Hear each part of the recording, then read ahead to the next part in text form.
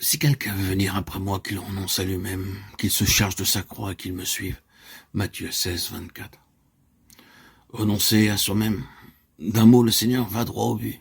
Il arrive que l'homme soit prêt à renoncer à certaines choses, à des choses agréables. Il arrive qu'il soit prêt à renoncer au péché. Mais renoncer à soi-même, à ce moi qu'il chérit tant, renoncer à en faire le mobile de sa vie, le ressort de ses actions, détrôner le moi pour que Jésus prenne sa place.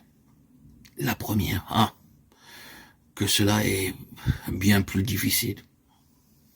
Renoncer à soi-même, frères et sœurs bien-aimés en Christ, l'emploi de tout autre mot eût amoindri, limité le champ d'action de la croix, et par conséquent, limiter la délivrance.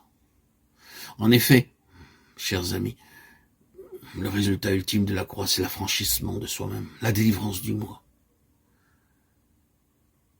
Auditeur, auditrice, si quelqu'un se charge de la croix, accepte l'esprit de la croix, manifesté en Christ au calvaire, et renonce à soi-même, il est alors assuré d'être affranchi du péché, des terreurs de la loi du monde et de l'esclavage de Satan.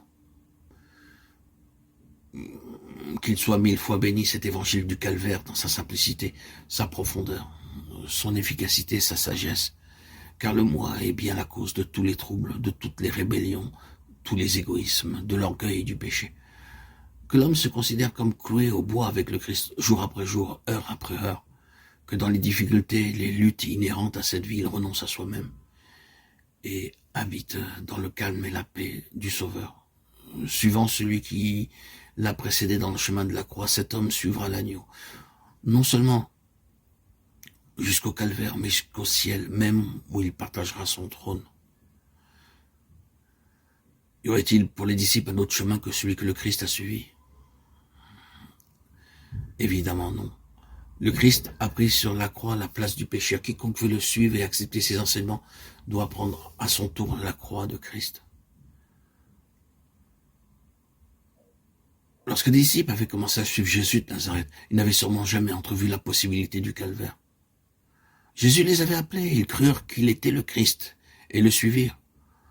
En leur cœur, ils savaient que Christ avait les paroles de la vie éternelle. Ils l'entendaient, ils voyaient ses miracles, ils rêvèrent peut-être de puissance et de gloire. Mais jamais, certainement, la croix n'a paru à leurs yeux. Même lorsque Jésus leur annonça ouvertement, ils ne comprirent pas. Luc 9, 43, 44.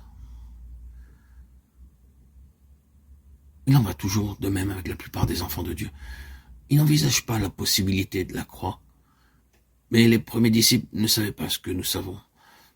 La tragédie du calvaire ne s'était pas encore déroulée sous leurs yeux. Ceux qui suivent un Seigneur crucifié doivent l'être à leur tour.